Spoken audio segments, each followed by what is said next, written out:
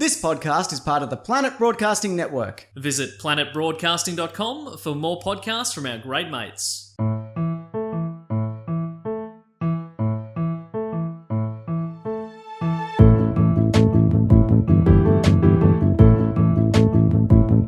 Hello and welcome to another episode of Do Go On. My name is Dave Warnicky and I'm here with Matt Stewart and Jess Perkins. Forgot your last name there. I was going to say, we've been doing this for a long time now and friends for even longer. Forgot my name. Was thinking of going middle name, but then I realised I hadn't given one to Matt, so bailed on it pretty late. Fair enough. Sorry about and that. if you go Jess, then you can't say middle name. That just seems weird. You got to go Jessica, and I don't like that. Oh, yeah, okay. I can see where you went wrong. I'm sorry for jumping to conclusions. We can go. We can start again. Yeah. We really can. Start fresh. It's good to be back in the pod studio. I'm back from overseas. I went to Mexico and Cuba. That was a good time. Yeah, I wonder if the listeners could tell, they could hear any of those trumpets in the background. From the last few weeks. From the last few weeks. When I was recording on location. Yeah, I demanded to be on a beach every time. You were phoning it in. Which was weird because we were like, Dave, there's actually a better connection from the hotel. And you're No. no. From the beach. The beach is calling. Matt's been in Perth as well, and I've been On the beach. holding down the fort in Melbourne. On the beach. I reckon I'd be surprised if you had more burritos in Mexico than I did in Perth. I had 0 burritos in Mexico. Lots of tacos. It was all about the tacos. There was one day I had 2 burritos in the one day. You said it like it's a bad thing. No. I certainly didn't intend it that way. They were different burritos. I have, when I was in Italy, I ate pizza at least twice a day and gelato also at least twice. Well, you getting pizza in Italy is very similar to me getting burritos in Perth. Exactly. It's like a wedding. It's the culture. Yeah. It'd be offensive to say no. Yeah, you simply must. I wasn't going in the shops and asking. People were offering, walking down the street, as is Perth culture. They go, burrito, sir? And what do you say? I've already had one. I've already had one. Can you say that? No. Not in Perth culture. No. That's a slap in the face. So offensive. You simply mustn't. You simply must. And that is why Perth is the greatest Australian city. Yep. Yep. Burritos with every meal. Guilt-free burritos. Yeah. Well, you did the right thing. Thank you. Glad someone gets it. But it is good to be back. It is good to be back in the pod studio. Jess has already commented on my tan. Thank you. Yeah, you're looking great. From all those beach recordings. You're glowing. We've both been on the beach and we both look, Much the same. to be honest. Somehow I look paler. Yeah, I don't know how you did it. Well done. Thank you. Sun smart. SPF 100. And 50. Oh. What I did was basically not going out until the sun went down. Yeah, okay. All right. That's clever. Yeah. They have daylight savings over there. No, so it's 3 hours different. I'm genuinely the thing that makes you feel tired when you travel. Jet lag. Yes. Oh, wow. Okay. Where I came from was 17 hours behind. And? I feel fucking great. That's almost far enough around that you're back to where you started, though. Okay. Okay. Yeah, no, can't fault that logic. Yeah, that's how time works. That is definitely how time works. If you stay awake for 24 hours, you just reset. Yeah. That's what I find when I do those late night radio gigs. I'm awake for 24 hours. Yeah, you're but then I'm tired. It hits 24 and you go, oh, bang, great. I'm good, baby. Let's keep going. Anyway, let's get on with it. You've got plug your show. Oh, yeah. So I'm about to go to Adelaide tomorrow. So that I'll be at the Producers Bar every night. So that'll be great to see me there. Adelaide, I've heard, is notoriously lovely. And then I'm in Brisbane soon after that, and then Melbourne for the full run. Dry Ginger Mail is the show name. My website is mattstewartcomedy.com/ what is it, Jess? Gigs. Gigs. It's /gigs. /gigs. And the discount code for listeners is Do Go On. For all those shows. 98% discount. 98% discount. No, that's not right. I think it's something like, I forget what it is, but it's... 98. Okay. Yeah, your agent rang and told me, confirmed it. 98.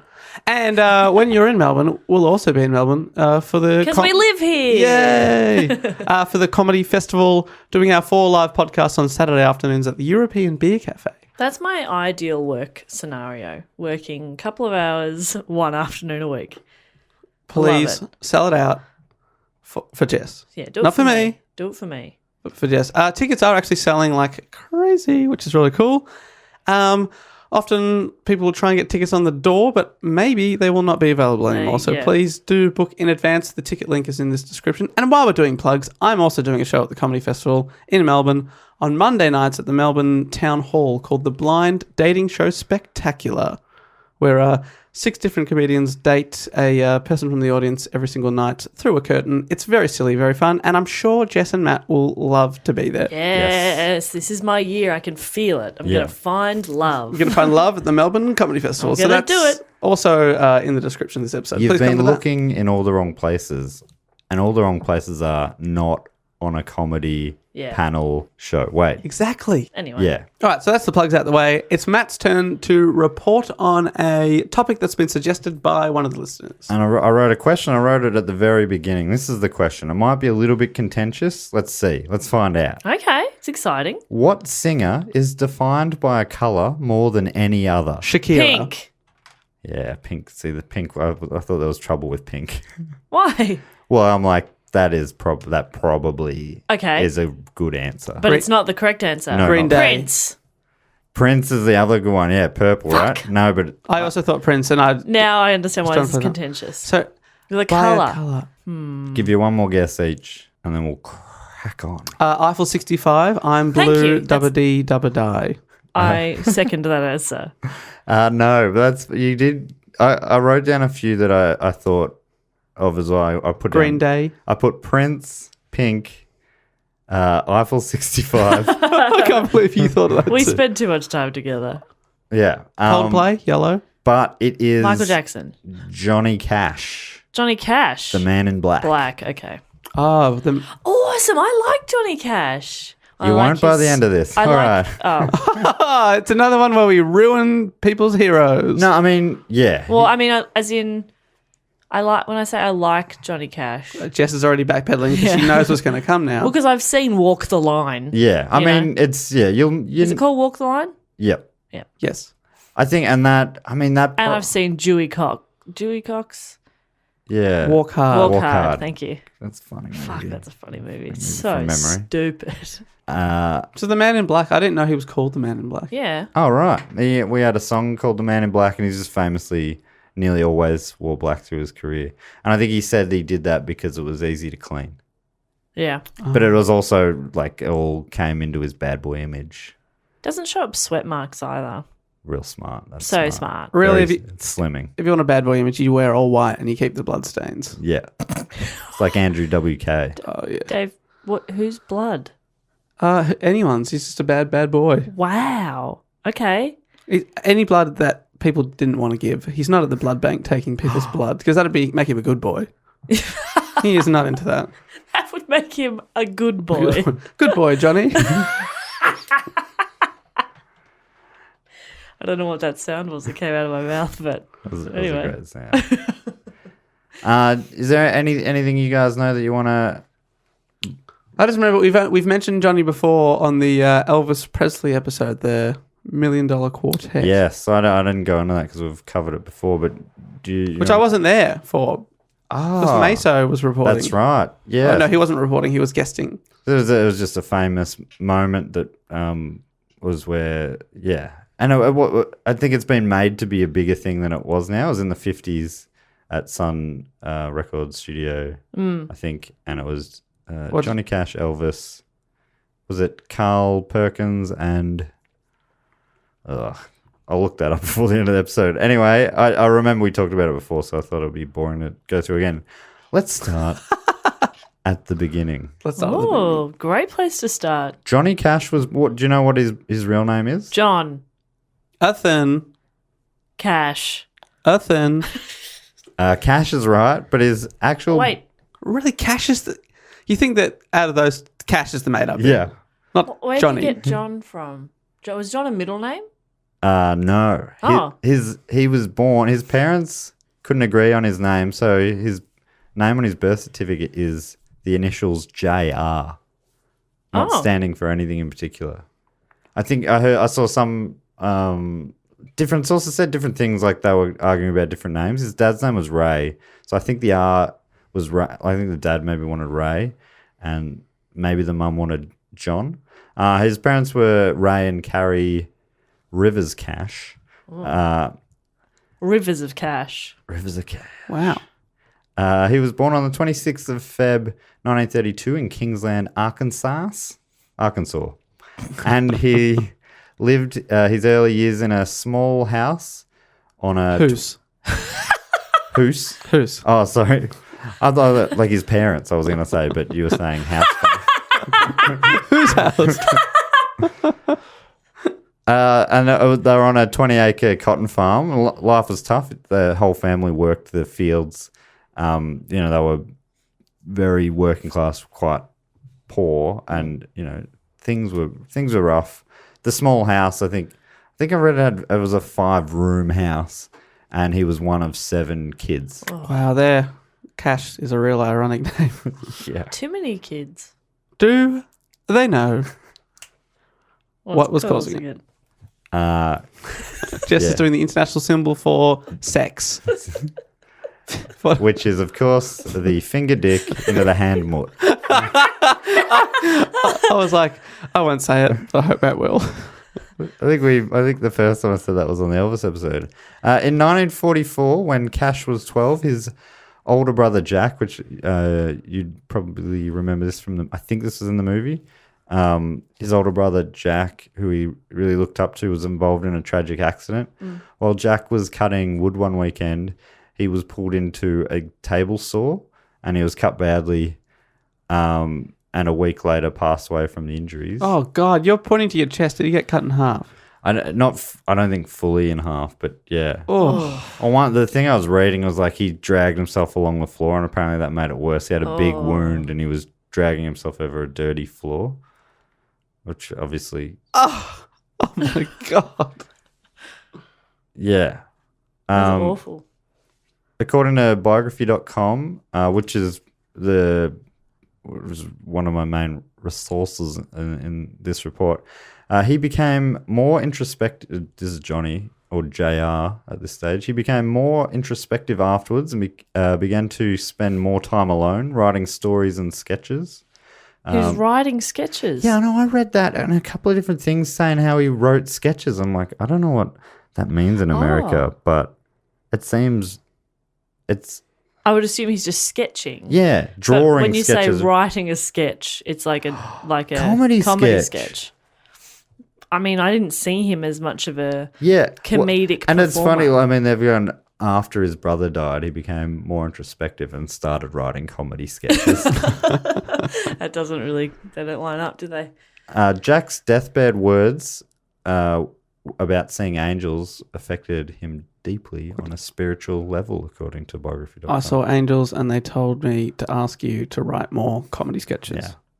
He's like, maybe, what could we do with, let's say there's a fish, right? Back then, comedy sketches were about anything. It was a wild time. Unlike now. No, now they're very specifically all about shopkeepers. As we know the rules. We all know the rules. We know what we signed up for. Around this time, he began writing his first songs, and his mum, also a devout Christian, they were a very Christian family. I think his brother Jack was likely to become a preacher. He was going down that path, very spiritual guy.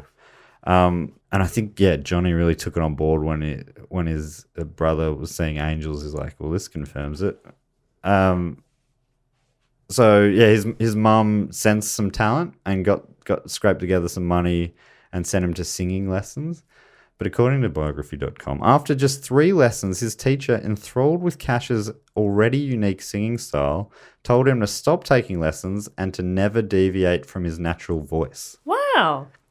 Which is cool. That's You really cool. idiot. Not good business. Terrible business. Narrowable business. Absolutely narrowable. I was hoping you wouldn't pick up on that. That's a portmanteau of terrible and Not good business. not good, Yep. which is good because you can't fully get all of that meaning in just terrible. You simply can't. When you throw in not good, then it becomes clear as to what you're saying. Terrible business. Get the Terrible. nuance of terrible. What a moron. Take the money. What a neuron. What a neuron. Which is a not good Not moron. good moron. Which is a moron whose name is Nora. Cash graduated high school in 1950 with his diploma displaying his birth name, J.R. Cash.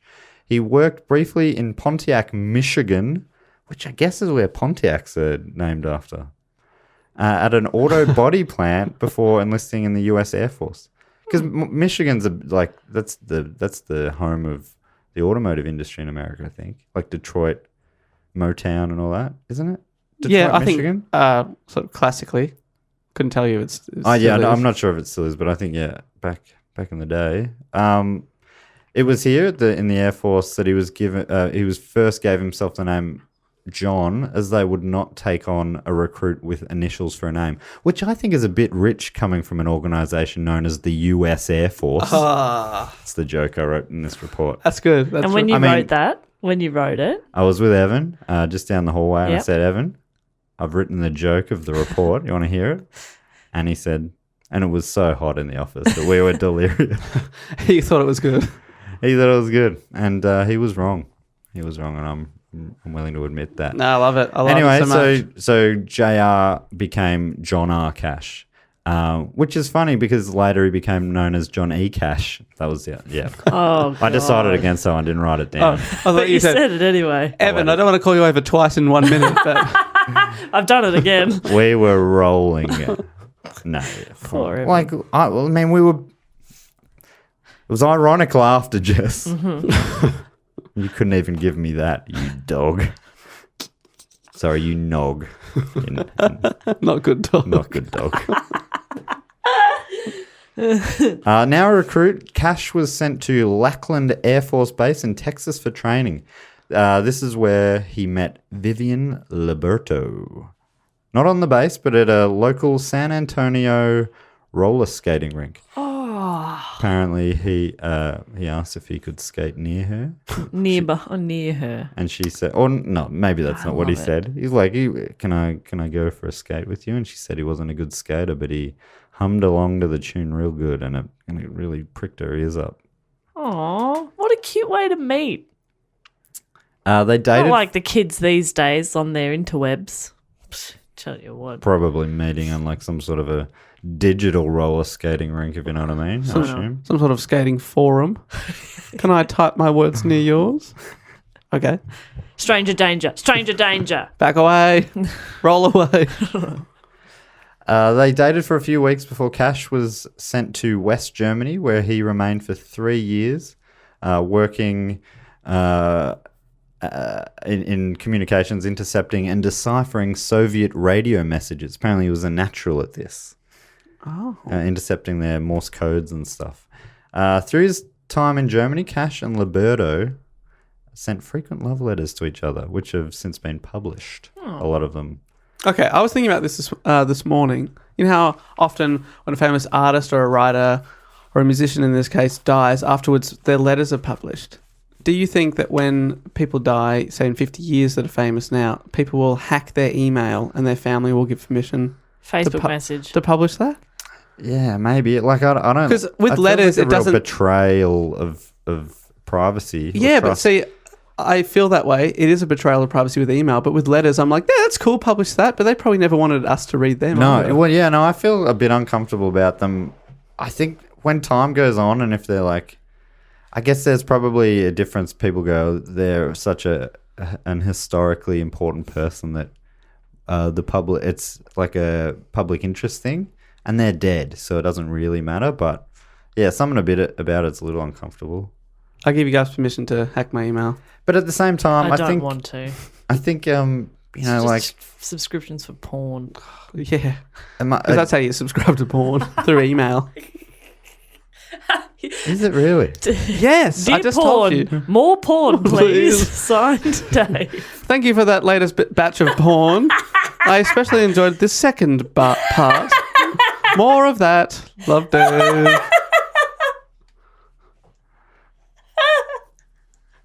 More porn. One more porn, please. I've had my fill. Always room for one more porn.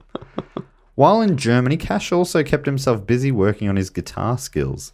He formed a band called the Landsberg Barbarians, named after the Bavarian town where he was stationed, which is Landsberg, obviously. Landsberg, Bavaria, which maybe that's Landsberg Barbarians is Landsberg Bavarians. It's a little plain words, I suppose. That's possibly not true. They played shows for the fellow servicemen and also local Germans. Biography.com quoted Cash as later saying, "We were terrible, but the Lowenbrau or Löwenbräu beer will make you feel like you're great." We'd take our instruments to these honky-tonks and play until they threw us out or a fight started.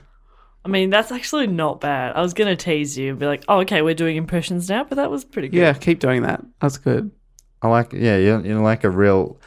To us, it's like, that sort of sounds American. To Americans, it'd be like, what is that? What are you doing? Like when you hear the Australian accent, like, oh, yeah, good day, mate. Yeah. Here's that girl. And you're like, You're like, what the fuck is that? Whoa. So I will say, it's great when you're overseas and you do hear the Australian accent. Like I was on a bus going back to the airport on the trip I just got back from, and then you just hear this guy get on and go, "Excuse me, this bus got Wi-Fi?" So I was just like, cringe. You're like, oh, Oh, don't let him hear me talk. my people. I don't want to sound like that. Wi-Fi.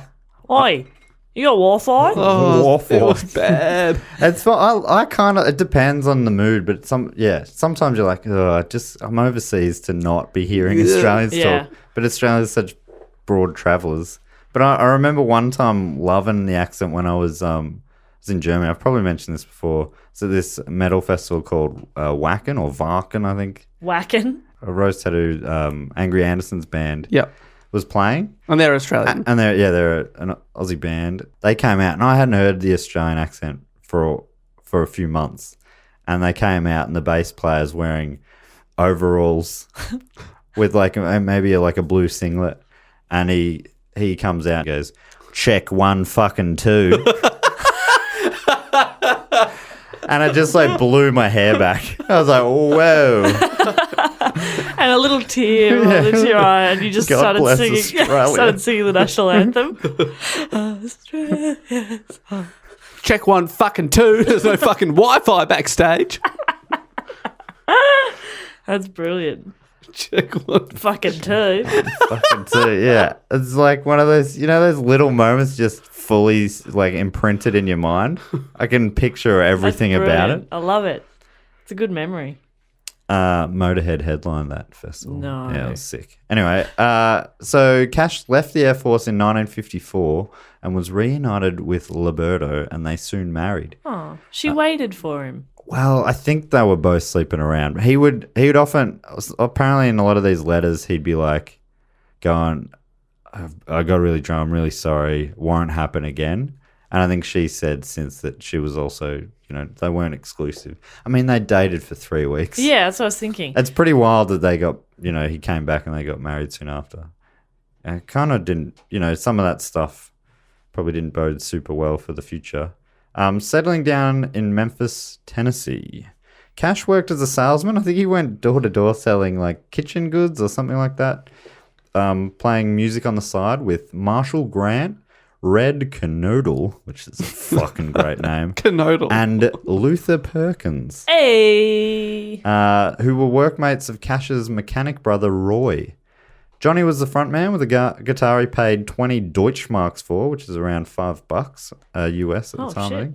I think. Canodle on steel guitar, Grant on upright bass, and Perkins on electric guitar. Yeah. And apparently Perkins... The coolest. Yeah, well, apparently, according to one source at least, Perkins was responsible for that choo-ka-choo, choo-ka-choo, choo-ka-choo, like that iconic Cash sound. And it's been passed down in my family ever since. Yeah. You're well known to do the choo choo. I do that all the time. The guitar sounding like a steam train. Do you guys ever listen to me? I'm always doing that. Yeah, you are. You're always underneath us. Always chugging along. Yeah. I just keep chugging. Boom, chicka, boom, chicka, boom, chicka, boom, chicka, boom, chicka. Yeah. And we just keep talking. No one ever addressed it until now. It's a family thing. I get it now.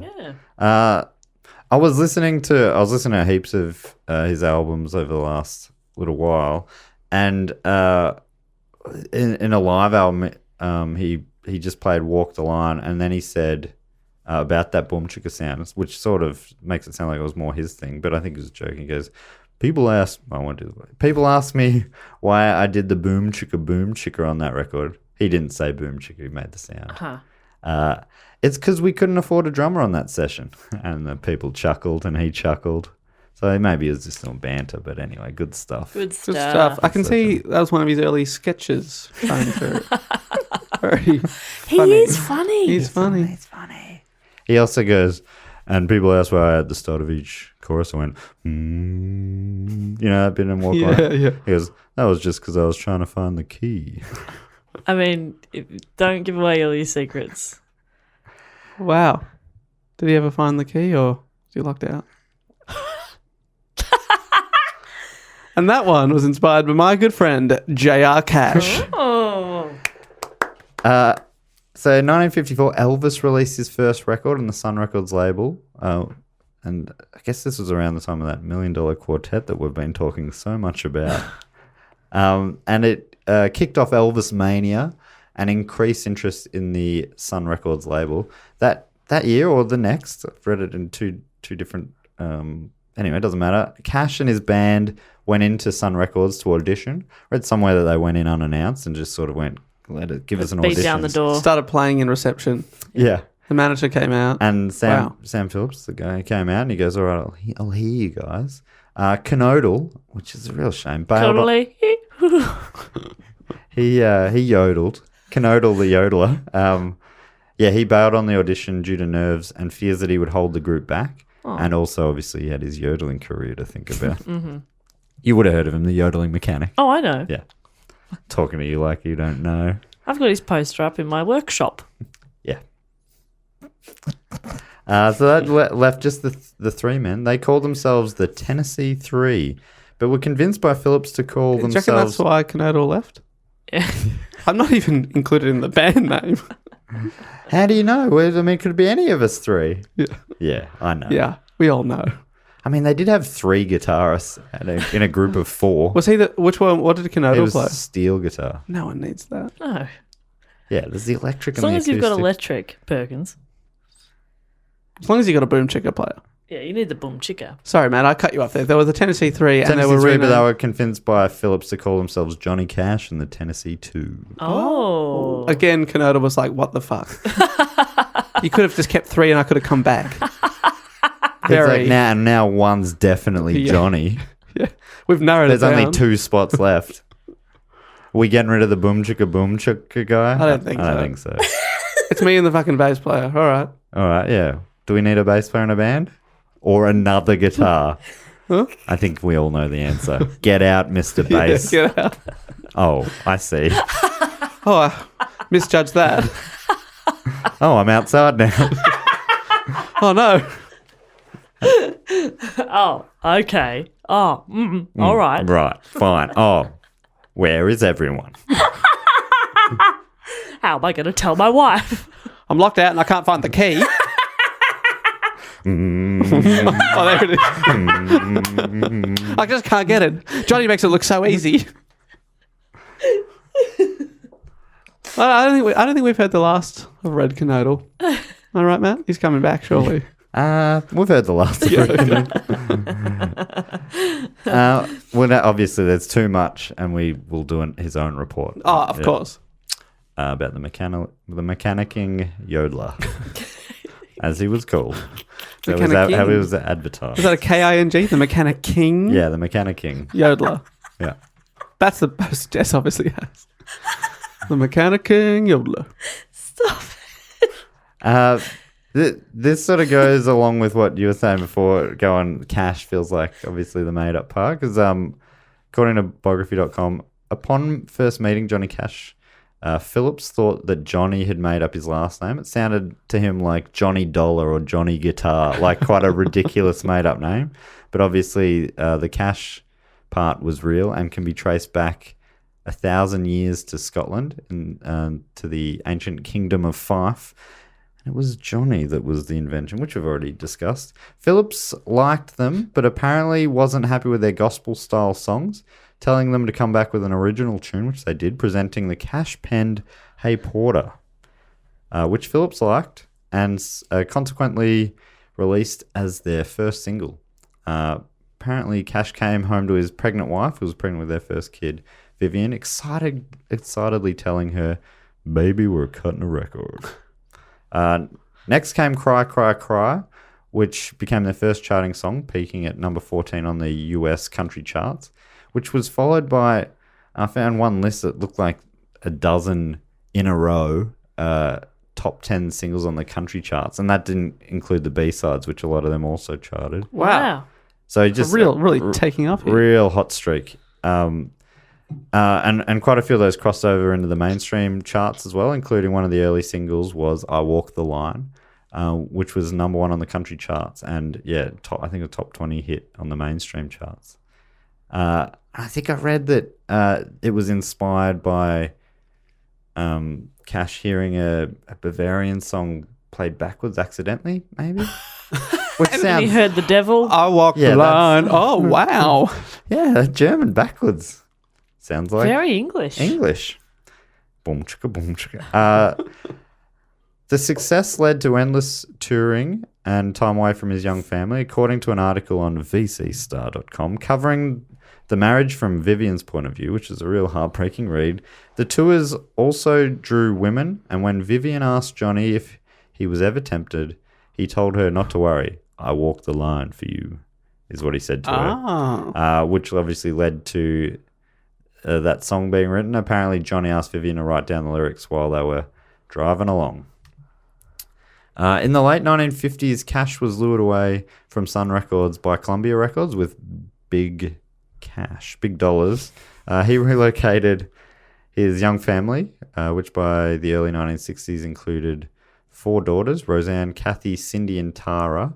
Roseanne herself went on to be a multi-Grammy award-winning country singer. Roseanne Cash. Yep.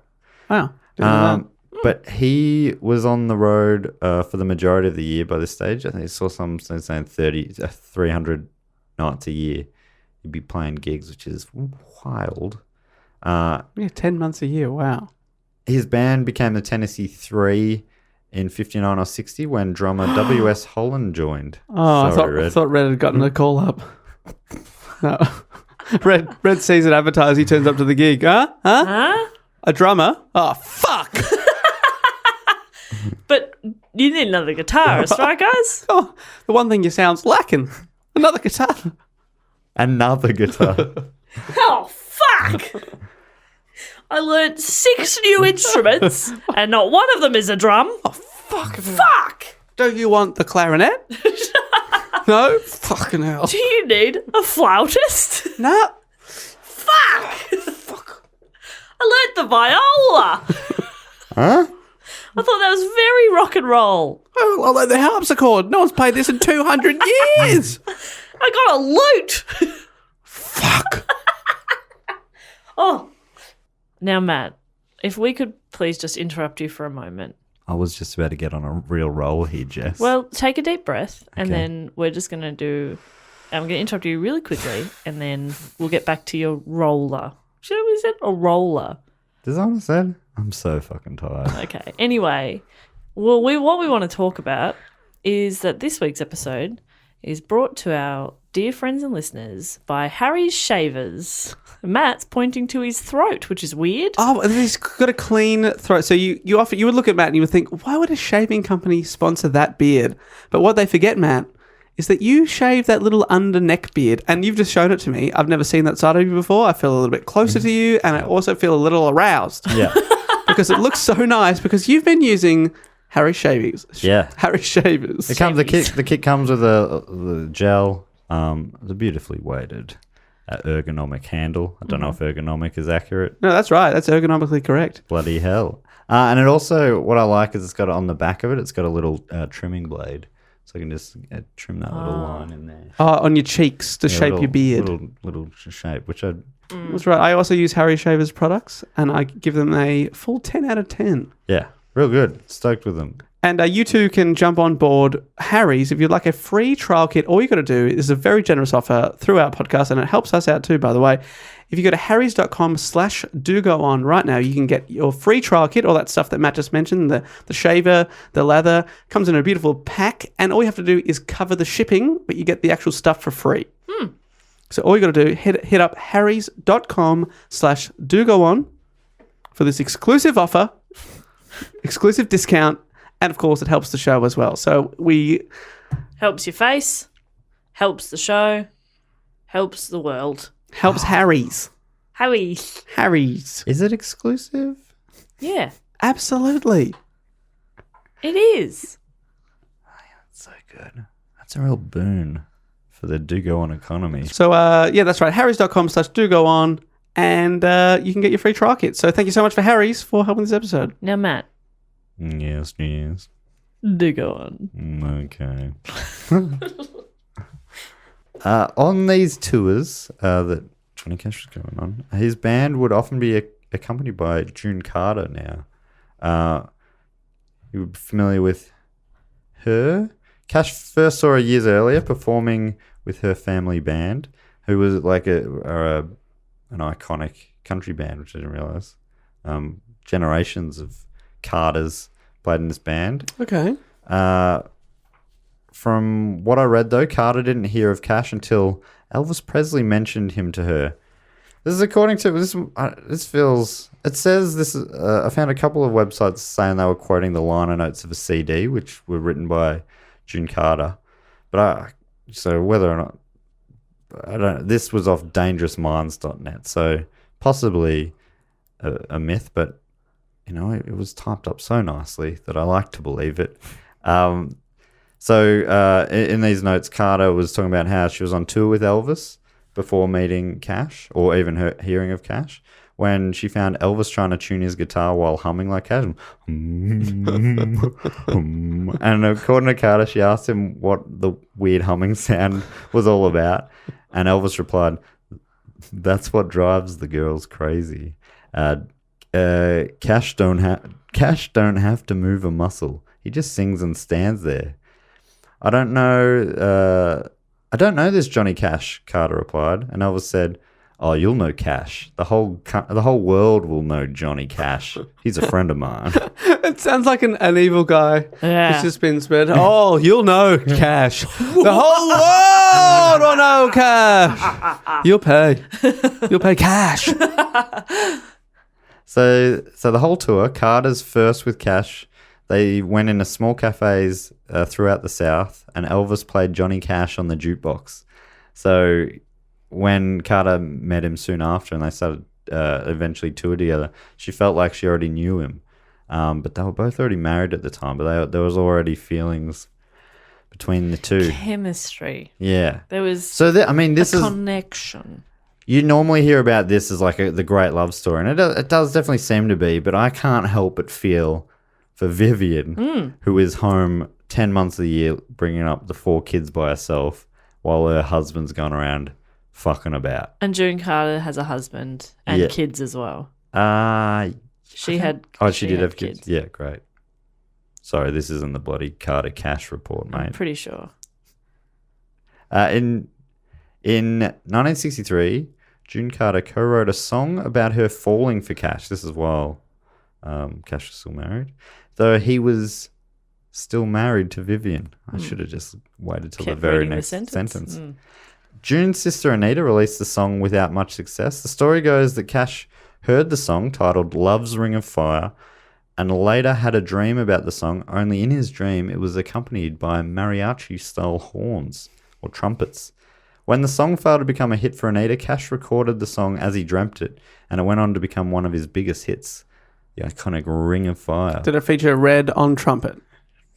So sorry. He learnt it. He learnt it. And he still didn't get the fucking... Fuck! Red's dead. You need baby. trumpets. I play the fucking trumpet. Huh? Oh, fuck off. Now this is feeling personal. You're going to get a mariachi player instead, for fuck's sake. The 60s were a rough time for Johnny and Vivian. Cash was abusing drugs and alcohol. He was like, fuck you, drugs. You're nothing. Alcohol, you can fuck off too. I don't need you in my life. Is that what happened? Is that what he said? Did he throw a bottle of whiskey in the bin? That's where you belong, whiskey. I wouldn't like to be treated that way. That is abuse. You don't want to be that's what it is doing. You don't want to be thrown in the bin. I don't really throw it in the bin. No, that is true. Nobody puts Baby in the corner and nobody puts Jessie in the bin. Nobody puts bottle in the bin. Bopper in the bin. He was sleeping around and increasingly in trouble with the law, all while his wife Vivian was home with their 4 kids. So this kind of bummed me out a bit, but around during these times, his relationship with June Carter began as well. So there was a gross overlap, I think. So multiple affairs. Yeah, that's right. So I mean, it's at least one of them went on to be a long-lasting marriage. According to the VC Star article, initially Vivian denied it. She was the one Johnny walked the line for. But then she started noticing warning signs, like Johnny would spend less and less time at their family home. And then she found receipts for thousands of dollars of gifts for June. Ugh, it's just such a gross... He spent less time at home. He's away 10 months of the year already. I mean, she found receipts. He just happened to write present for June on them because he is very careful with his taxes. He's a real good... Yeah, he kept a very balanced book. Yeah, and that is admirable. Yeah. And that's what I'm looking for in a man. Someone who can balance my books. Wait, like an accountant? Oh, God. What's happened?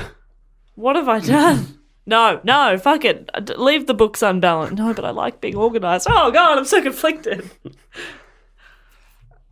She wrote that the whole experience was degrading and horrible, obviously, and the idea Johnny could love someone else was hard for her to accept.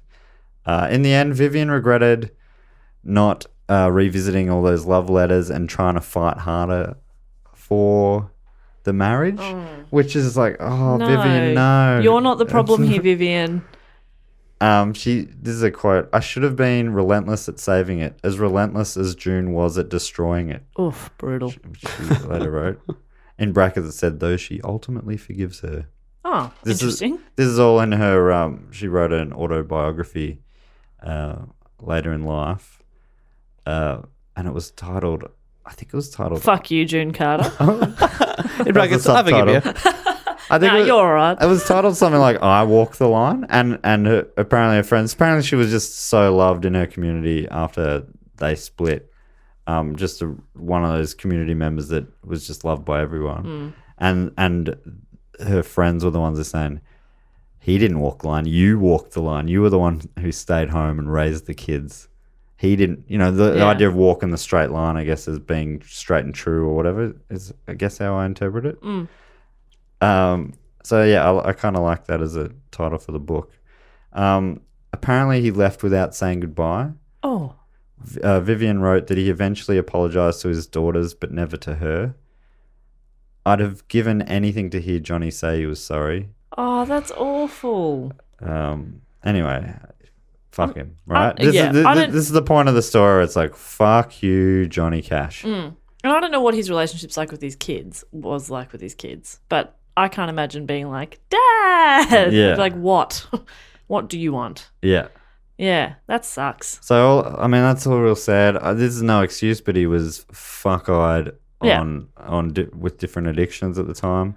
But, obviously no excuse to be a real asshole. Well, it sounds like you wouldn't want to be around him anyway. He sounds awful. Yeah. No, there were... I'm going to tell a few of the stories.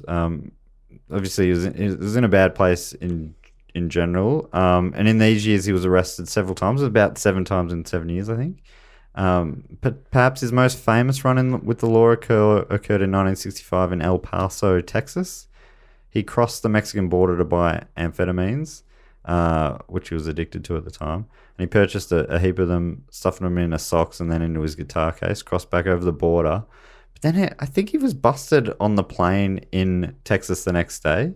So it's like, oh, he didn't get busted crossing the border. It was already once he was and then got, I think is how I read it. Apparently he had 668 dexedrine and 475 Equinil tablets. He avoided jail time because they were over-the-counter drugs. Still illegal for him to Have that many and bring them across, smuggle them in. But it meant he avoided jail time because what I think the cops went after him thinking it was heroin or something like that. But so Wow. he copped a fine and a suspended sentence. And though this sort of all wraps up into the bad boy image that I think we associate with him now, apparently at the time it was received poorly with his conservative audience, who of course only do fucked up things privately. Yeah, right. And so I would say, in my mind, like the people who do the most fucked things are people who present very conservative publicly. Right. And that's how it goes in my head. I'm sure some people who present conservatively are actually conservative. So do you see a very conservative-looking person walking down the street and you're like, they definitely have a sex swing at their house? What do they get up to? Oh. I know what you are. Okay. Okay. Just wearing a tie. You got a weird fetish or something, don't you? You got a sock of dexedrine or some shit in you. Where is it? Where is it? Give us the sock, mate. How'd you know it was in a sock? I can tell. No, you're all the same, you conservatives. The drug use was wrecking his voice as well, and he was building up a bit of a reputation. I keep a close watch on this hand of mine. That's not how I pictured it being wrecked.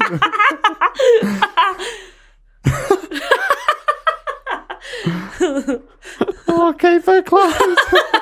Oh, that's very good. I keep my eyes wide open. It was angelic. It was like a boys' choir. It was beautiful. Oh, this is no good. This is not what the people want to see. I like how you think that's angelic. Oh, keep it close. Oh, the angels are here. What is this, the rapture? Gabriel, is that you? Because you're mine, I walk the line. Silent night. Oh, it's beautiful. So he was building up a reputation as an unreliable performer, often not rocking up to shows at all. Pay his way. He's unreliable. I don't know, panicked. You'll never pay his hydrolyte? Is that what you said? He'll never pay his way. I don't know. Fuck you. He also would wreck backstage areas and hotel rooms, like classic sort of bad boy rock star behaviour. Sick. He once had a short affair with country singer Billie Jean Horton. Horton apparently ended it when she found out about Cash's wife and kids. But he found out she was in town staying at this hotel. So he like stormed through the hotel trying to find her, banging on her door, and she locked it. She's like, no good, mate. And he No one's home. Cracked the shits, right? He turned around and just smashed antique chandeliers all the way down the hall in this hotel. Not funny. A little bit funny. Just like scary behavior, really. But terrifying. On another occasion, he drove to California's Los Padres, that's probably how you say it, National Forest in Ventura County with his nephew. He was binging on pills and booze there, and he apparently went off alone to fish for a bit. When his nephew, Damon, smelt smoke, he found Cash losing control of a fire. And according to LAweekly.com... I'm in control. I'm not in control anymore! So I mean, to be fair, he was trying to control the fire with his mind. You just see him rubbing his temples. And panic on his face. And going... Trying to find the key of the fire. So according to LAweekly.com, his overheated party truck became overheated. An igniting torch, scorching hundreds of acres. Is that what he called himself? The party truck? These guys call it the party truck, which is... And another thing I read, it was like he borrowed his sister's camping van. Party truck. So hundreds of acres were burnt. So it's a big wild bushfire. Across 3 mountains. Holy shit. And it roasted and killed 49 of the area's 53 endangered Californian condors. Big. Oh, shit. I shouldn't laugh, but that's great. It's There's only basically 4 almost left. to extinction. He nearly made a species go extinct because of his party truck. My party truck, it made an animal go extinct. I'm a bad boy. Do you reckon he was apologetic No. about killing all those birds? You'd have to. I doubt so very much. He's quoted as saying, and this was across a few different sources. He was quoted as saying, "I don't care about your damn yellow buzzards." That's amazing. Whoa. It's terrible, but it's so crazy. It's funny. Yeah, I'd never heard of I that. did not know that. That is not in the film, funnily enough. He I also love roasted. roasted is brutal language Oh, from the LA Weekly. It smelt amazing. They tasted real good. Yeah, very tender. Kentucky Fried Condor Buzzard. Oh, wow. Apparently, yeah. So he settled with the government out of court for about 80 grand. So of these wild years, he would later say, "I had become habituated to amphetamines and barbiturates and alcohol, all three at the same time. That combination is deadly poisonous. I got up to a habit of as many as 100 pills a day and a case of Whoa. beer." Fucked. 100 pills? And a case of beer. I mean, for you would struggle to even stomach, even if they were sugar pills, right? Oh, I can't even swallow one pill. I chew pills because of my weird esophagus. Yeah, right. So 100. Oh, Yeah, well, that sounds like your- hell for yeah, you, right? that's a form of torture for you. 100. I mean, But I'm grateful it's 100. yeah, that's good. Yeah, I would have as many as 98 pills a day. Oh, for fuck's Fuck's sake. sake. He's like gasping for air gun. Gotta get this off to it. Oh, fuck. My mouth's so dry. I mean, how do you not die? Because Yeah, you I guess you slowly build up. like a tolerance, I suppose. Oh, you'd have diarrhea for sure. You'd have to. Okay. I would have thought the other way around. I'm not sure that's why that's the first thing you think of. 24 beers and 100 pills. I'm imagining no other food. Yeah, good call. Oh. I reckon he'd be blocked right up. I don't know how the body works. Well, I mean, 50 of those were laxative pills. Right. Yeah, most of them are vitamins. There was a time where apparently to fit into some... I read this so early this morning.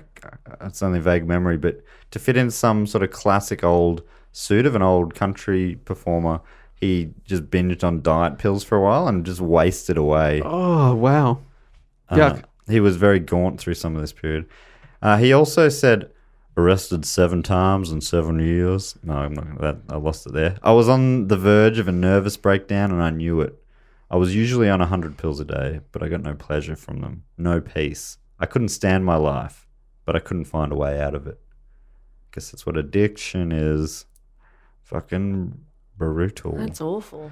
Despite all the trouble of his personal life and with his live performance, he didn't go a year in the 60s without a top 10 single on the country charts. Every year throughout all this time, he was still banging out hits. In 1967, he won his first of 13 Grammy Awards for Best Country and Western Performance for a duet, trio, or group for Jackson with We're going, Jackson. June Carter.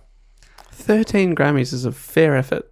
There was one, I don't remember where we were, somewhere, maybe Northern Territory, and I was on a roadshow a couple of years ago with Reese Nicholson, and the microphone at the was one of those old school ones, like entirely silver, big microphone they used to sort of share, and we were doing a mic check, and I started singing Jackson, and Reese just runs straight in and sings the other side, so we're both just standing there singing Jackson. It's very fun. It's a fun duet. I associate that song to Reese now, which is kind of nice. He probably doesn't even remember it. So the first of your 13 Grammys? Yes. With Reese Nicholson. Yes. It is a great duet. Yeah. Really, really bloody. It's a banger. It's really fun.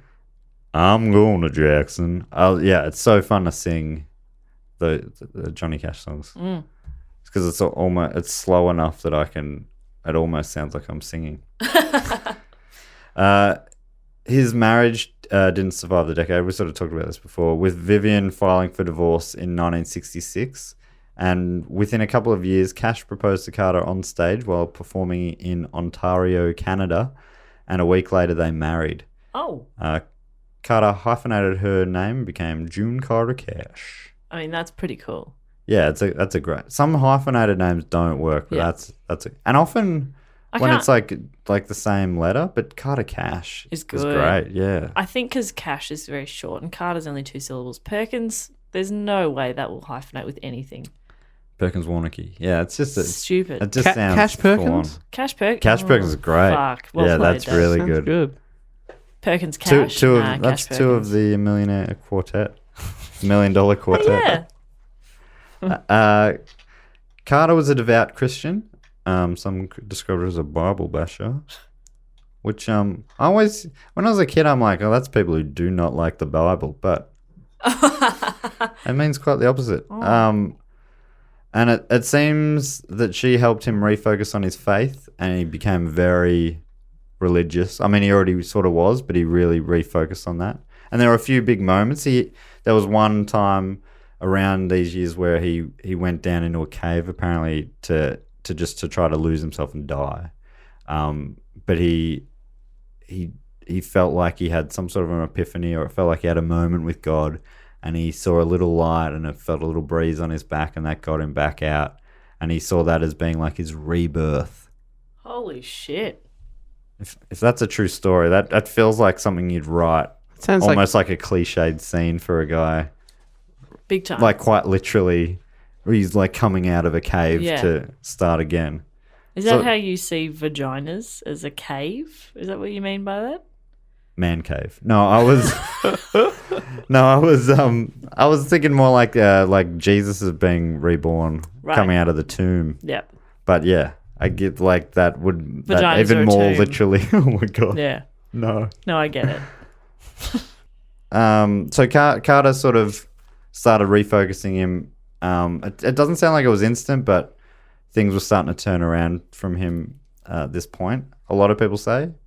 Others probably argue, she's not universally loved. Some people, I think, certainly those siding with his first wife, say that it wasn't all that happy, but it seems to be. Cash, soon after this, released his massive triple platinum selling albums recorded live at prisons, 1968's Live at Folsom Prison and 1969's Live at San Quentin. I think San Quentin may have been recorded earlier, and probably the most famous one is Folsom Prison, yeah. right? He also had a early hit song with Folsom Prison Blues. Mm-hmm. And I think that probably stands his most iconic album, maybe even inarguably. Due to their success and his troubles with the law, people often assume that Cash himself spent a bunch of time behind bars, but he didn't really ever spend any stretches, only solo nights at a time, for being drunk or whatever. Yeah. But he was never put away for a stretch. I suppose it's a good way to put the prisoners on side if you ever do go to jail. Yeah, It's a bit of networking, that's right. assuming you're going to go to jail one day. Yeah. You gotta that's my network. thing. You gotta network. You got to. I mean, it feels dirty, but You simply must. that's how the business works. Yeah. The business of being a criminal. Yeah, it's business of jail. Cash had long been keen to record an album at Folsom Prison. It's the prison that makes the number plates for California, apparently, or it used to be. Oh. Columbia, his record label, though, was not keen, in part due to the expense, and also as bluesy outlaw country music was not seen to be particularly fashionable at the time. To give you an idea, in the year previous to the recording, some of the big albums were the Beatles' Sgt. Pepper's, Jimi Hendrix Experiences, Are You Experienced, and Cream's Disraeli Gears. So, it was sort of psychedelic rock, and it was a big change in music, and Johnny Cash's music was seen as being pretty old school. Like your dad's album. Yeah. Which is funny. Yeah. I mean, but obviously in America, it's such a big population. There's all these different ways of going, and it turned out to be a huge crossover hit. Cash did have an ally in Bob Dylan's producer, Bob Johnston. So whilst his label wasn't keen, Bob Johnston proved to be a big supporter, and he helped get the idea over the line. So in Folsom Prison's Dining Hall 2 at 9:40 a.m. on the 13th of January, he kicked off the first of 2 back-to-back concerts, which formed the recordings. The closing song on the album, and this is something I didn't know about, was a cover. Do you know anything about this? No. The track Greystone Chapel, which is written about the chapel at Folsom Prison. Cash first heard this song the day before, as it was written by a Folsom Prison inmate, Glenn Shirley. Shirley was in for bank robbery, and he was unaware that the prison chaplain had passed a tape of his song on to Cash the day before. Cash loved it, and they learnt it the night before and surprised Shirley by playing it. So he was in the crowd. He was in the crowd. He was up towards the front, apparently.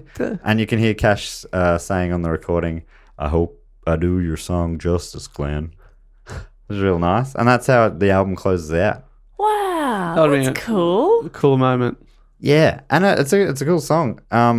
This proved to be quite a big break for Shirley. Though he was still in prison, another of Shirley's songs was recorded a couple of years later, Portrait of My Woman by Eddie Arnold, and that led to more attention and the opportunity to record his own live album while still incarcerated. Whoa! And then when released from prison, apparently Shirley was met at the gates by Cash, who took him on the road and brought him into his show. But it became clear to some in the band that Shirley, in the words of bass player Marshall Grant, was a pathological criminal. Threats he made to others in the touring party led to him being dismissed by Cash. Oh, that's disappointing. Yeah. Oh, that is. So it's everything was such a nice story, but it ends up being quite a sad tale. He struggled with the limelight and ended up working on a cattle farm before shooting a man and hiding out, I think, at his brother's property or something, and eventually killing himself, shooting himself in the head. So, yeah, super sad story. Cash paid for his funeral. And apparently I think that hit Cash pretty hard. He was really... He kind of... He liked to think of himself as trying to fight for the fight for the downtrodden and the prisoners and that sort of stuff. But this sort of made him think like, oh, fucking hell. Some people are just bad. Yeah, and I think what his daughter later said that, his heart was in the right place, but he was never a guy who was going to fix anything for anyone. He had enough of his own demons. Wow. But it was like he definitely seemed to have a bloody crack at it. And he fought for a few different causes. In 1969, Cash also debuted his TV variety show. What? The Johnny Cash Show. Oh, no. Yeah, so it was like a talk show and he had musicians on it. Apparently it was quite successful. Really? And it came about due to the success of the Folsom Prison album, probably. I just don't really feel like him as the talk show host. Yeah, no, it's funny. But Let's not forget sketch writer. No, you're not wrong. Sorry, of course. I forget his true passion. Yeah, comedy. And he got big guests, and I think it went relatively well. I feel like you said big gas, and then that made me think of gas bags from the Hindenburg. And people enjoyed gas bags. There was a few tweets about gas bags. Funny. People love the gas bag. People love gas bags. You never know. You just never know. You never know. Dave came armed with what he thought was a great report. Well, what he thought. Really, the takeaway moment was just laughing at the word gas bag. Or the phrase gas bags. If you missed that episode, a few people have said best since Shackleton. Whoa. Which is high praise. D-dubs. And obviously, Shackleton is our Folsom Prison Blues. No, Folsom Prison, live at Folsom anyway. So far. Come on, we can talk. Yeah, I think we're doing a run now. Come on, Matt. Dave can top it. Oh, sorry. Misunderstood what he was saying there. He's being generous. We cannot top it. You and I, Dave can. Obviously, those shows are made good because of the Sass twins. Yeah, you're right. Obviously, definitely. So the Folsom Prison album also scored him a couple of Grammys, which isn't super surprising. I also read this stat that blew me away a little. Apparently, in 1969, he was the biggest selling artist in the world. In 1969, Really? like the Summer of Love. Johnny Cash was the biggest. That year, the We went Beatles on the released Abbey moon. Road. Went on the moon. Don't know what that has to do with the music charts. I'm just letting you know I know a I fact. can't believe Buzz Aldrin wasn't the world's biggest selling music artist that year. That is actually very surprising, isn't it? The world's biggest Yeah. selling artist. Crazy. 1970, Cash and Carter Cash had their only child, John Carter Cash, who himself went on to win a Grammy for Best Traditional Folk Album in 2004. He was also, I think, the executive producer, had a key role on the film after his parents died. But apparently, I read I think maybe Roseanne, one of his daughters was like, it was traumatic watching the movie. She's like, she didn't really she recognized the scenes, but the characters did not seem familiar to her. It was like they weren't accurate, but it was just traumatic for her to watch. And she's like, what? And fair enough. Yeah. It definitely comes from a very sympathetic place. Yes. The film. It's kind of like poor To Johnny. him and, I guess that's, and it was And you do feel bad for the only son for of Vivian. You do feel June June and Johnny. So, Which makes imagine if it was one of Vivian's kids making the movie, it would have been a bit of a different slant on it all. Yeah. The 70s also began with 6 top 5 charting albums on the country charts. So he wasn't just back, he was smashing it. 6 albums. 6 top 5 charts. And that's just in the early. He's doing like 2 a year. did so many. Yeah, he did a lot of albums. I think he recorded a lot of songs multiple times and stuff. And he did a lot of covers, although he wrote a lot of his own songs as well. But he was super prolific. The hot streak didn't last long, though, as he began abusing amphetamines again in the late 70s. And in 1983, he entered rehab at the famous Betty Ford Clinic. Is that the one that on The Simpsons they do, I'm checking in? Is that Betty Ford? I think it might be. Checking in. He's checking in. Checking in. Checking in. Hey, that's just my aspirin. No more drugs or alcohol. He got clean, but he followed this loop of getting clean and relapsing, receiving treatment again in 89 and 92. But it's not like he wasn't making things happen through these years as well. He continued to release albums to varying degrees of success. And he also dabbled in acting with roles on the big and small screens. And in 1980, he was inducted to the Country Music Hall of Fame at 48 years of age, making him at the time the youngest living inductee. At the time, when I read that, I'm like, youngest living? But then I thought there were probably people who died younger than that who were inducted. Right, sure, yeah. I think is what that means. As time went on, Cash looked to collaborate with other artists more and more. I mean, he was always very collaborative, but maybe the most famous of these was with the Highwaymen. Have you heard of them? Sort of a country supergroup with Chris Christopherson, Willie Nelson, and Waylon Jennings. Wow. And they released 3 albums from the mid-80s to the mid-90s. In 1992, he was inducted into the Rock and Roll Hall of Fame. He was one of the few who's been inducted into both country and rock and roll halls of fame. I think Elvis is another one who has. And yeah, I thought I googled a few different versions of people who were inducted into both, and I couldn't find a list or anything. But I kind of assume that Hank Williams probably was. But anyway, Don't assume. Should never assume, and also probably, yeah, I don't think there'll be heaps anyway. Because, I mean, a lot of the people, I looked through the Country Hall of Fame, I was like, who the fuck? Who is this? Lee Kernaghan was not in there. And I'm like, WTF. What about Slim? I don't know. Slim should be in there, surely. Slim should be in there. Slim Dusty, that is, not Shady. I think, was Slim Dusty, was he the one, did he write I've Been Everywhere, Man? Or was that was someone else, wasn't it? But he covered it. But I think Johnny Cash did a version of that. Oh, A famous possibly. Aussie country song. But he also covered a Nick Cave song, The Mercy Seat, and duetted with Nick Cave in later years as well. Wow. That's really cool. And that's, yeah, just a couple of deep, great brooding voices. Yeah, 2 deep voices together. His last long-term project was when he teamed up with legendary music producer Rick Rubin to release the American recordings. You familiar with Rick Rubin? Yes. This would lead to yet another revival of Cash's career after a relatively lean period of critical success and relevance, really.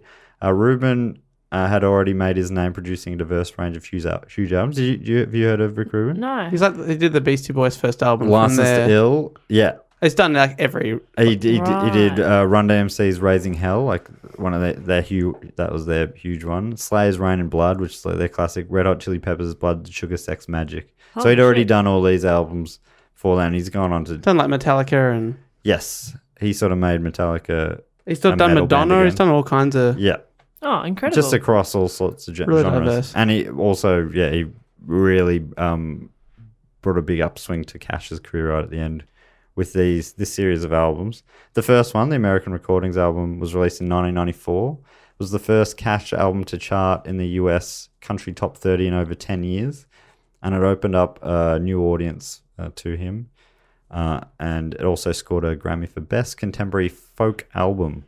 Cash followed up with further albums in this series with Rubin, the fourth of which, released in 2002, subtitled The Man Comes Around, was the 87th studio album and also the final. No! Yeah, 87th and final in his lifetime. That is insane.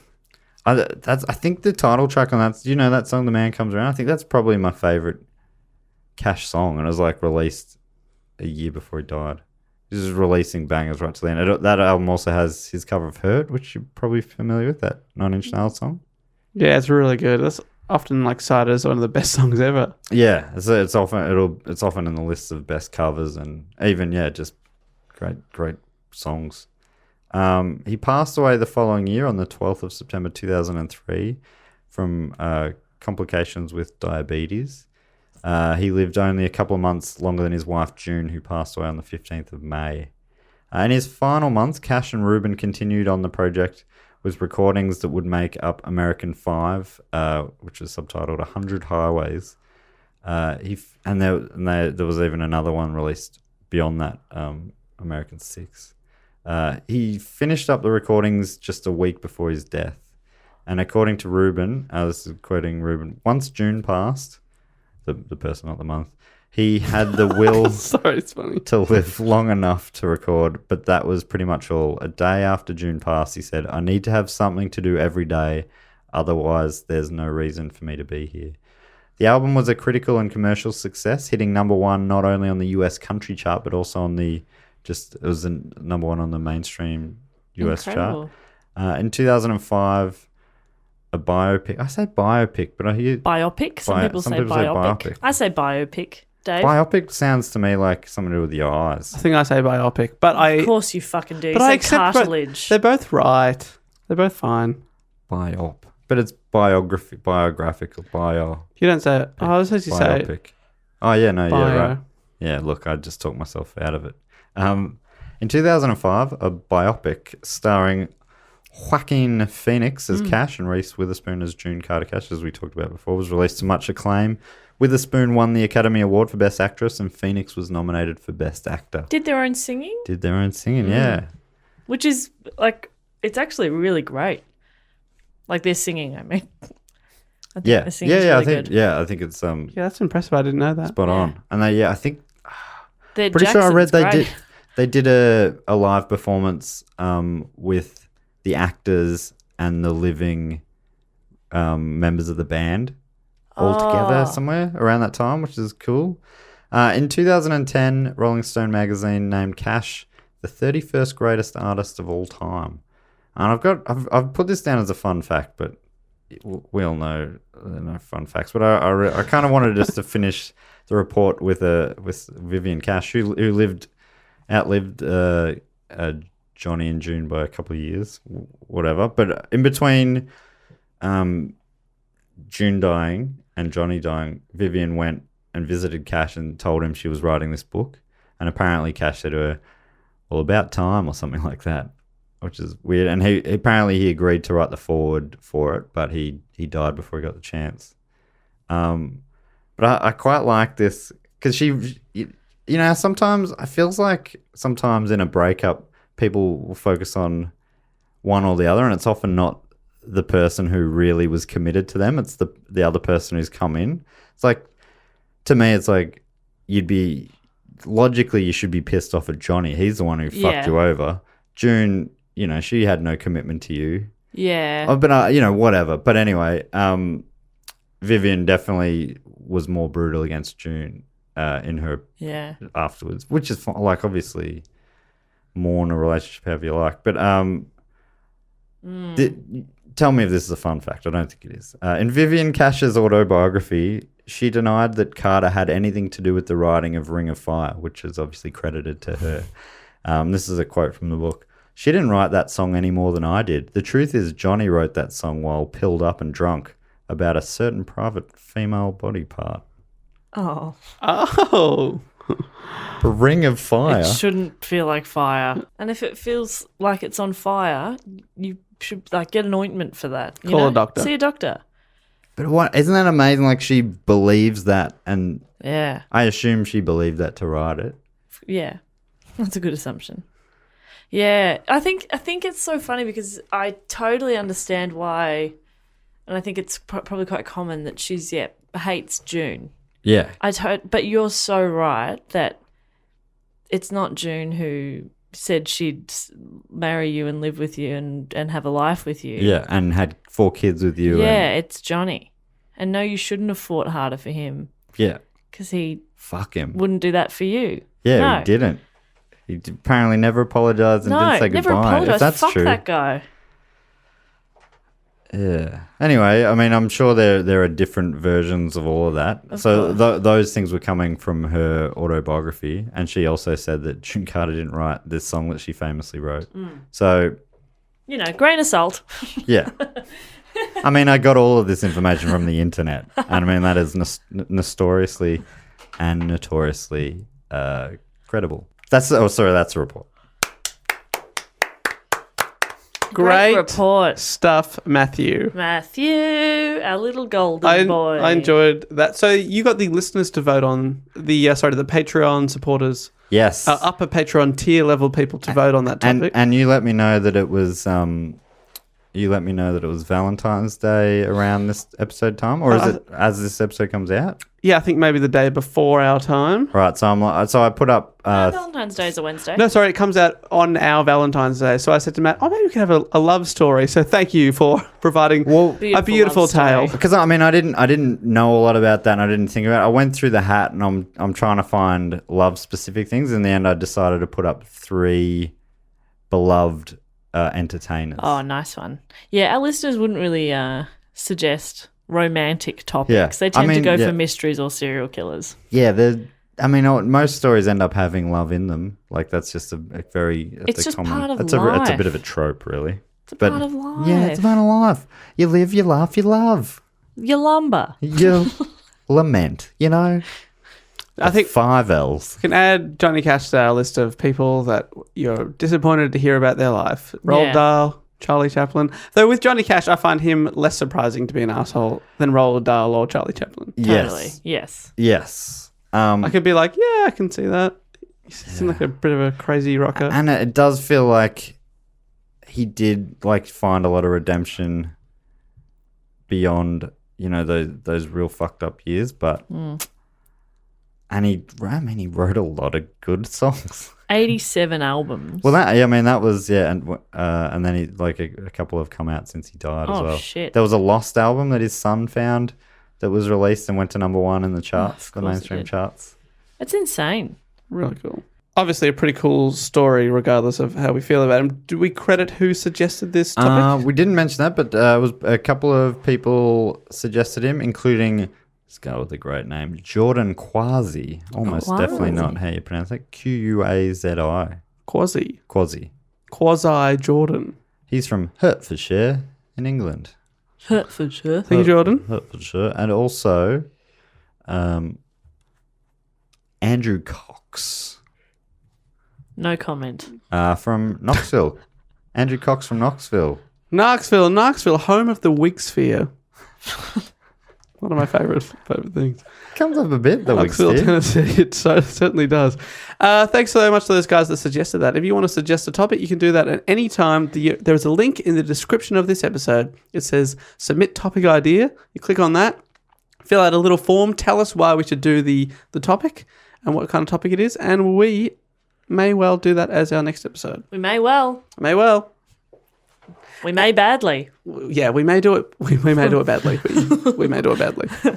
And of course, if you want to support the show, if you listen every week, you have a good time with us, you want to keep the show going, you Have a can. good time? Hey? Hey, let us know by giving us Johnny Cash at patreon.com/dogoonpod. We accept condoms or cash we'll take as it. donations. Johnny Condom. Yeah. Is that a you button seen on Patreon Haven't you you can push? seen that big jar of condoms in your office? What do you think that was? An art piece? Yeah. It is. Pretty artistic. You were right. If you pledge to our Patreon monthly, you get stuff in exchange, like a bonus episode once a month. We do video chats, and Matt does like a little newslettery thing. You get access to tickets to live shows before anyone else, and you get a shout out on the show. We'd like to shout out and say thanks to a couple of our Patreon people right here, right now. Matt, who would you like to thank for giving us if I their could, Johnny Cash? From Acton, Massachusetts.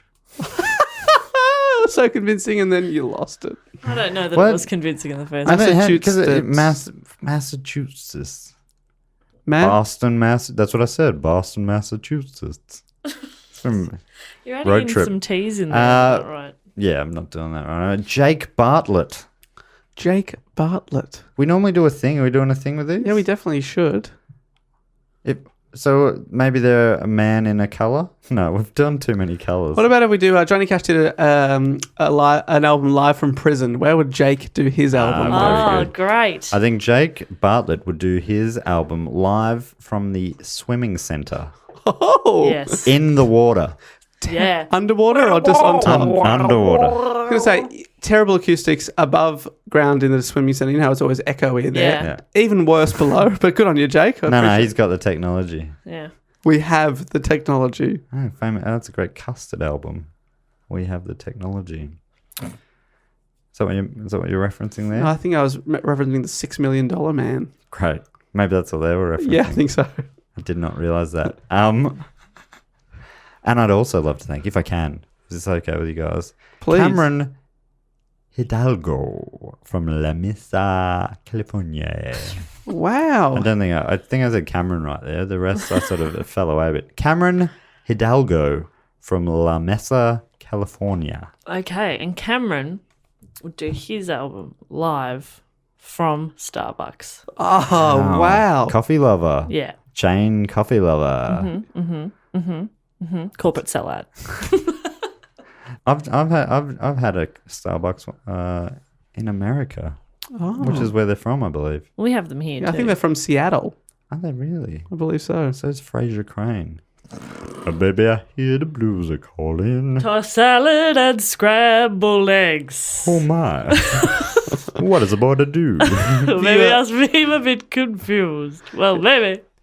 If you But order I a, got you pegged. if But you, I don't know what to do with the tossed salad and scrambled eggs. They coming again. Dun, dun. Good night, Seattle. We love you. is that the song that That bit's hard. is that the song that Mr. Hidalgo is performing at Starbucks? Yeah, that's what he's doing. Yes. On He's doing a repeat. cover. Yeah, and people did seem a bit confused. But baby, he had them pegged. May I thank some people? Please, Jess. I would like It to sounded thank... more desperate than I wanted it to. Please, Jess. Please. I would like to thank a local lad from New South Wales, NSW, Jake Went. Ah, Jake went. Thank you, Jake. And where would Jake do his live album Where from? would he go? Jake went live from a pet shop. Oh, Yeah, I actually thought I was about to say on horseback. In the pet shop. Yeah. He's just riding. It's a big it's a warehouse I'm style pet picturing shop. him though. He's mucked up. He's backwards, right? So he's singing off the back of the horses as the crowd follows him around in a circle. Wow, what an experience. Maybe strumming on a steel guitar that he bought from Red Canoodle. Oh. He's canoodling on his guitar.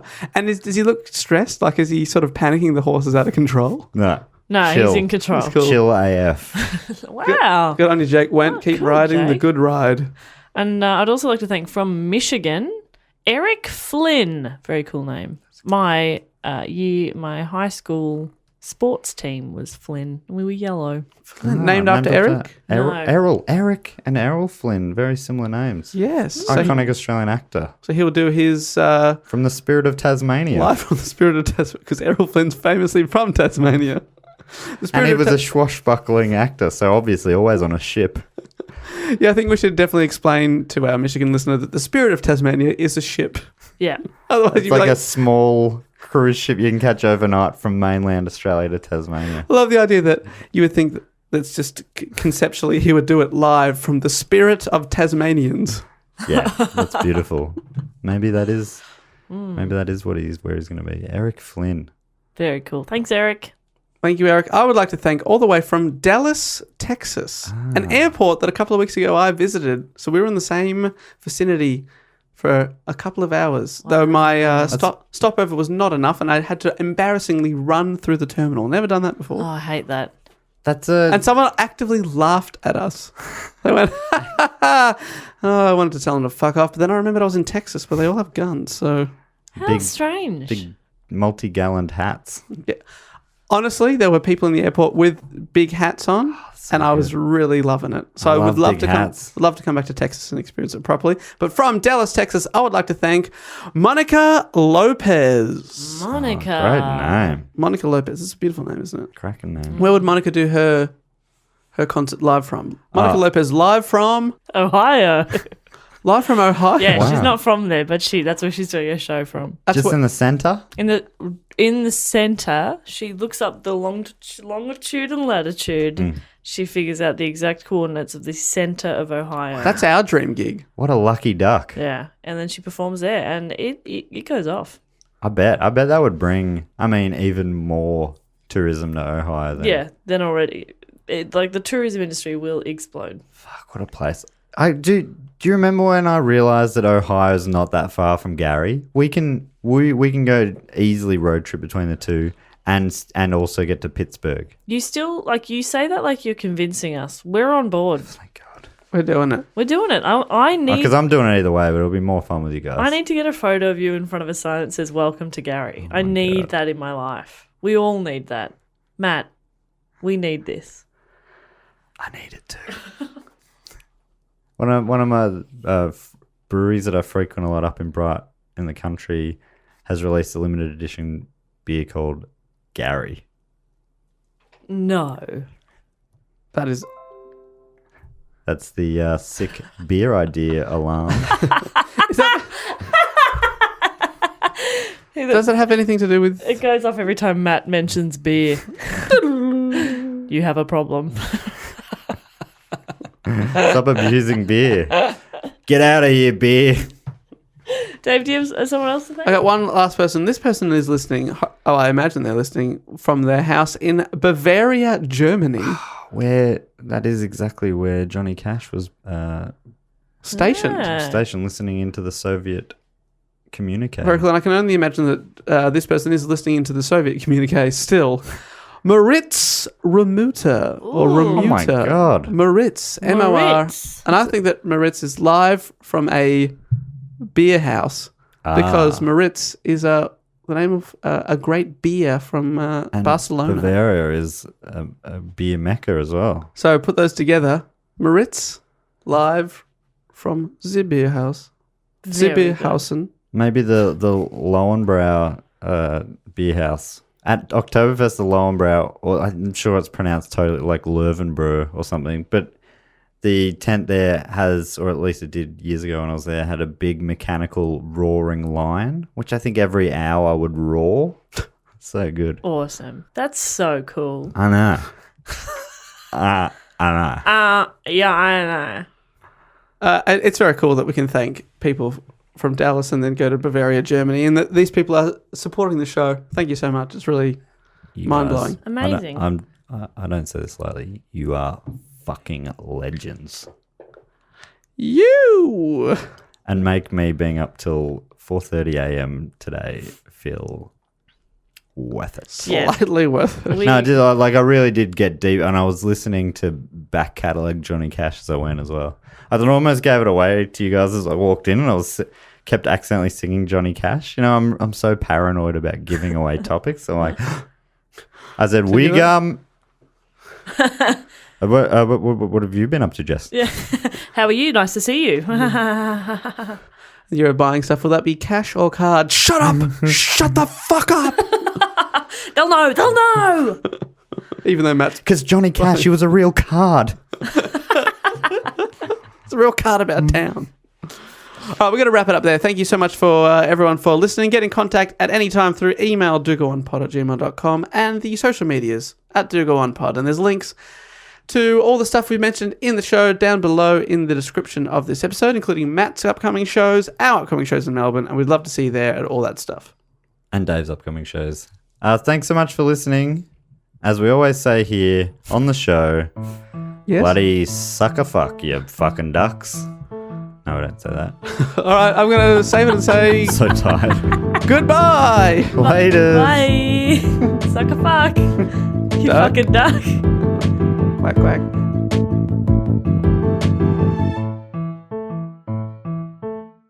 This podcast is part of the Planet Broadcasting Network. Visit planetbroadcasting.com for more podcasts from our great mates. It's not optional, you have to do it. We used to go easy on it, but now you have to. Yeah. Yeah.